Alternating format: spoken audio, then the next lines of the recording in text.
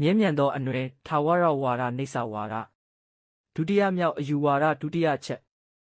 မြတ်စွာဘုရားရှင်သည်ထာဝရဝါဒဝါနေဆဝါဒဟုအယူရှိသောလူများအားဟောကြားတော်မူခန်းဒုတိယဝါဒ၌ကတည်မြဲအယူရှိကြောင်းသောအပြင်တမနာပြမနာတို့သည်အာယတနာကိုအကြောင်းပြု၍အာယတနာကိုဆွဲယူ၍အကြောင်းကြောင့်၎င်းလောကကို၎င်းတည်မြဲ၏ဟုပြုကုန်သည်။ယဟန်တို့ဤလောက၌အချို့သောတမနာသည်၎င်းဗျာမနာသည်၎င်းပြင်းစွာအားထုတ်ခြင်းကိုဆွဲ၍မြဲမြံစွာအားထုတ်ခြင်းကိုဆွဲ၍အနန္တအားထုတ်ခြင်းကိုဆွဲ၍မဓမ္မလျှော့ခြင်းကိုဆွဲ၍ကောင်းစွာနှလုံးသွင်းခြင်းကိုဆွဲ၍ထိုသို့သဘောရှိသောစိတ်တည်ကြည်ခြင်းကိုယာဤယင်းတို့စိတ်သည်တည်ကြည်လက်တော်များပြားသောရှိနေဘူးသောဘဝကိုအောက်မေ့နိုင်၏ဤသည်တို့ကအာယတနိဟုသောတစ်ခုသောကဘာပြက်ကဘာဖြစ်ကို၎င်းနှစ်ခုသောပြက်ကဘာဖြစ်ကဘာတို့ကို၎င်းသုံးခုသောပြက်ကဘာဖြစ်ကဘာတို့ကို၎င်းလေးခုသောပြက်ကဘာဖြစ်ကဘာတို့ကို၎င်းငါးခုသောပြက်ကဘာဖြစ်ကဘာတို့ကို၎င်းဆယ်ခုသောပြက်ကဘာဖြစ်ကဘာတို့ကို၎င်း